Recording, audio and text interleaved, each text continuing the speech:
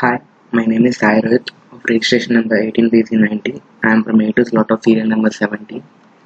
8089SY2 is a microprocessor element that I took manufactured by ATML Atmel in 2015.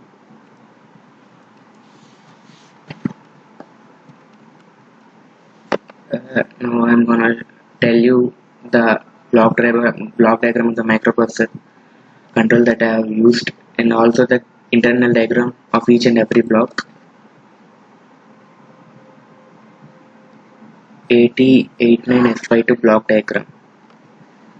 8089SY2 microcontroller contains of these ports. This is the block diagram of the 8089SY2 microcontroller.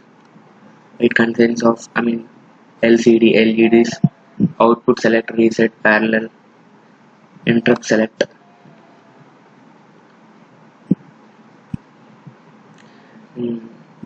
It provides the instruction set of the microprocessing element with a clock cycle required, memory required, flags at affected types of instruction based on addressing modes, operations, etc.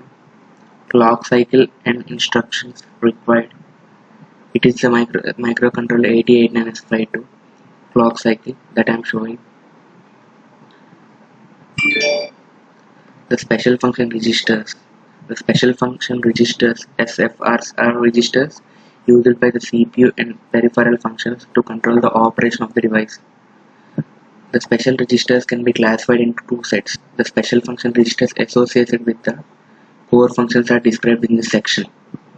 Those related to the operation of peripheral features are described in the section for each peripheral feature.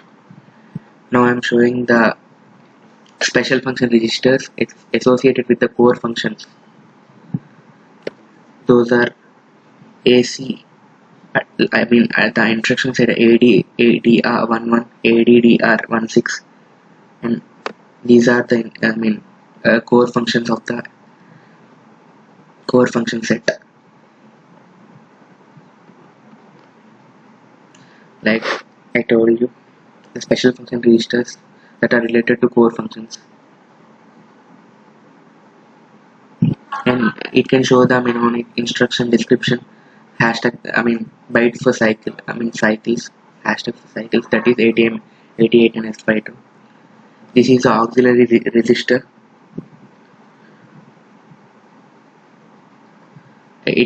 Now it can show the number of bit addressable, disable, disarto, widle. And now I'm gonna tell you about the program counter of the 8089SY2 microcontroller.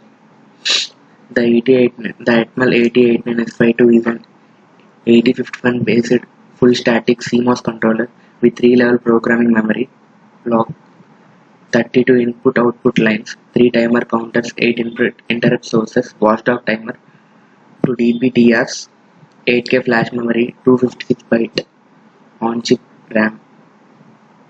You can see the block diagram of the 8089SY2 microcontroller.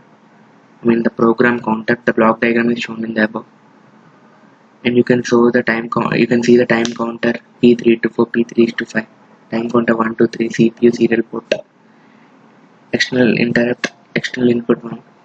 Now I can tell you about the indirect data addressing, INDF and FSR registers. The INDF register is not a physical register. Addressing INDF actually addresses the register whose address is contained in the FSR register. Like FSR register is a pointer. This is indirect addressing for the 8089SY2 microcontroller. You can see the address, direct addressing and indirect addressing. For direct addressing, bank select and location select are different, but indirect addressing, bank and location selector will be same. Now we can see the data memory that is involved in 8089SY2 microcontroller. It is divided into several blocks. Addressing map back to addresses in bank. The architectural overview of the microprocessing element 8089SY2. The 8089SY2 microcontroller device contains a 8-bit ALU and working register. The ALU is a general purpose arithmetic unit. It performs arithmetic and Boolean functions between data in the working register and any file register. The ALU is a 8-bit wide and capable of addition, subtraction, shift and logical operations.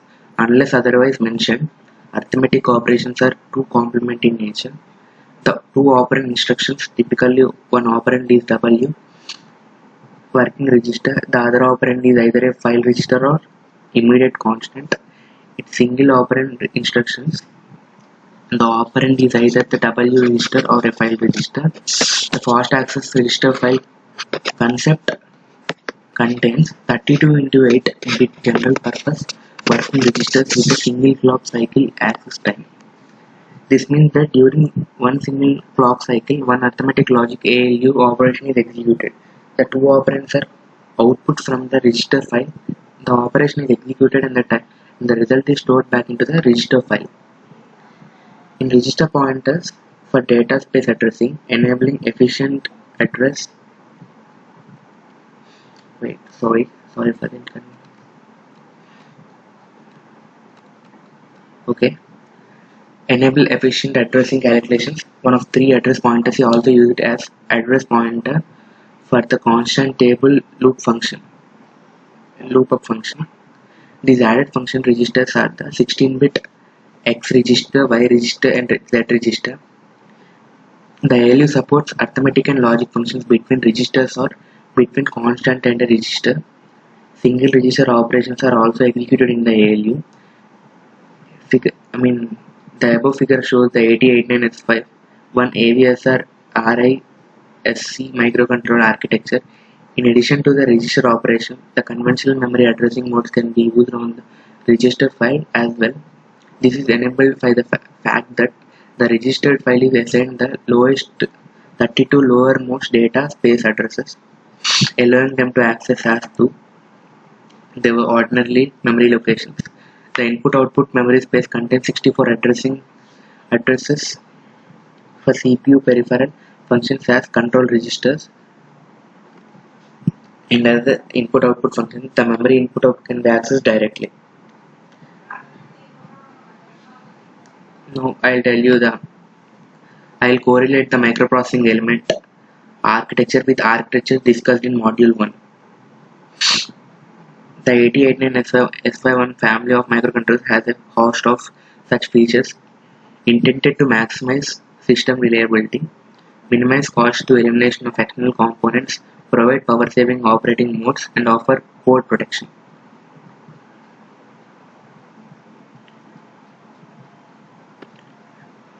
Now, I'll elaborate the register organization of microprocessing element 8089S51 family.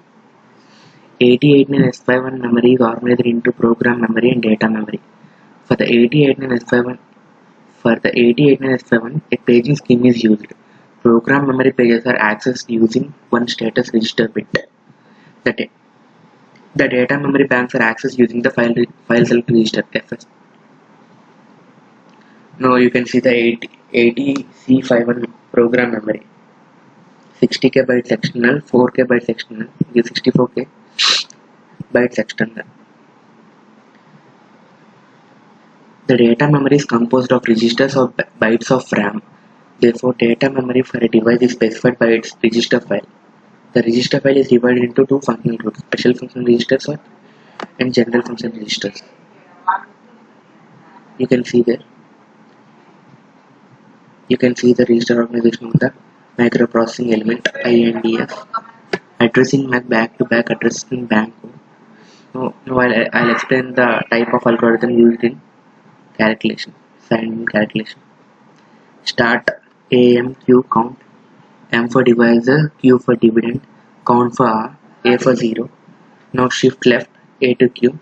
Then if count is 0, then it will end. If count is not equal to 0, shift left, A to Q. A gives A to M.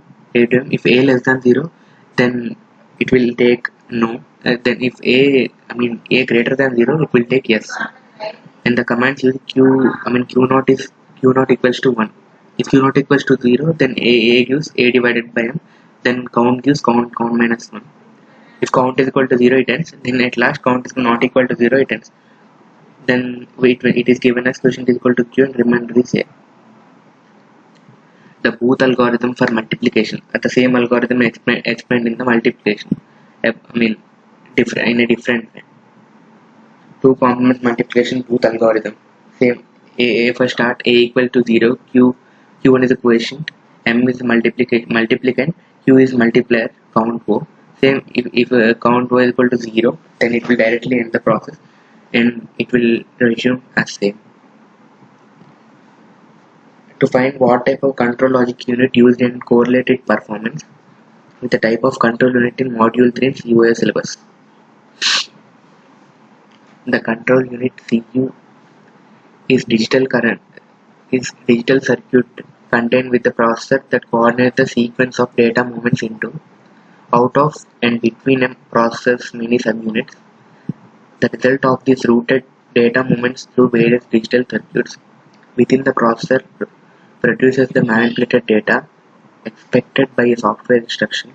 It controls data flow inside the processor and expected by a software instruction.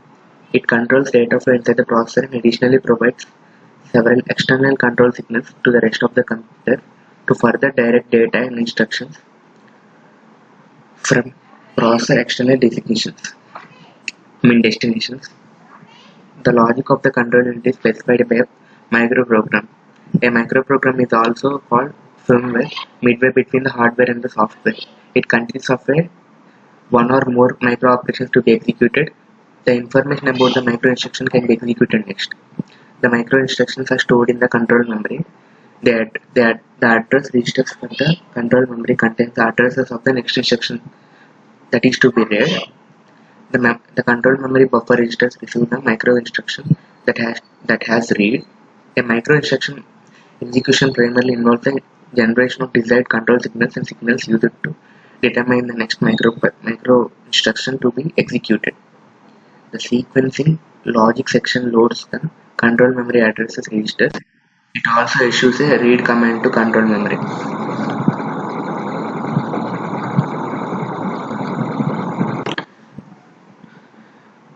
The eighth question, explain the memory management system in the processing elements selected. List its addressing capabilities, memory mapping technique followed, and the advantage of memory design management techniques over the concept given in Module 4 in COA syllabus.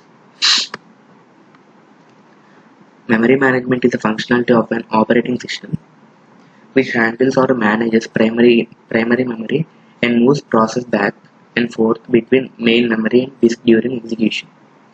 Memory management keeps tracks of each and every memory location regardless of either it is allocated to some process or it is free. It checks how much memory is to be allocated to process. It decides which process will get memory at what time. It tracks whenever some memory gets freed or unallocated and correspondingly it updates the status. In computer science, capability-based addressing is a scheme used by some computers to control access memory. Under a capability-based addressing scheme, pointers are replaced by protected objects that called capabilities that can be created only through the use of privileged instruction set which may executed only by either the kernel or some other privileged process authorities to do so. This effectively allows the kernel to control which process may access which object is in memory without the need to use separate address spaces and therefore requiring a context switch when an access occurs. This allows an efficient implementation of capability-based security. It is a method of memory protection that is used in modern commercial computers. In this method, pointers are replaced by protected objects that can only be created using privileged instructions, which may only be executed by the kernel or some other process authorized to do so. This effectively lets the kernel control which process may access which objects in memory with no need to use separate address spaces or context switches. I am showing you the diagram MMU translation based processor main memory between them. And the ninth question is elaborate the pipeline and parallel processing capabilities of the unit and hazard management technique. An instruction cycle consists of four queue cycles: Q1, Q2, Q3, Q4.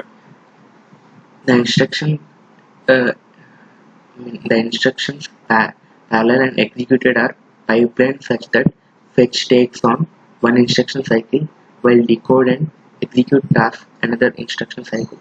However, due to the pipelining, each instruction effectively executes in one cycle. If an instruction causes the program counter to change, then two cycles are required to complete the instruction. A fetch cycle begins with the program counter incrementing in Q1. In the execution cycle, the fetched instruction is latched into instruction register IR in cycle Q1. This instruction is then decoded and executed during the Q2, Q3, and Q4 cycles. Data memory is read during Q2, operand read, and written during Q4. This is the pipeline and parallel processing capabilities of a unit and hazard techniques. I think it is not okay. In the 10th question, the last question given in the assignment is find whether processor level parallelism is available in the element selected, and also illustrated cache coherence and protocol used for handling memory, HIT or MISS.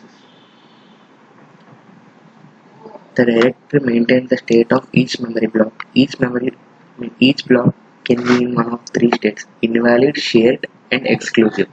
The following requests are handled by the directory. When a memory block in the following state invalid, no processor has cache in the data. Read miss. Data is read from memory into cache and the state of block is changed to shared. Write miss. Data is read from memory into cache and written by the processor into the cache, but memory is not updated. The state of the block is changed to exclusive and the sharer's bit vector indicates the identity of the owner. Ownership. At least one processor has cached the data. Memory is up to date.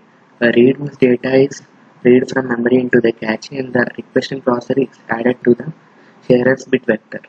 Write miss. Data is read from memory into the cache and written by the processor, but memory was not updated. All processors in the sharer set are sent by the processor, but memory not updated. Invalidate messages. The requesting processor is added to the sharer set and the state of the block is made exclusive. One processor has the data, the memory is out of the data. Data request is sent to the owner processor. The owner sends the data to the directory where it is written to the memory and sent back to the requesting processor. The owner state is changed from exclusive to shared in the directory.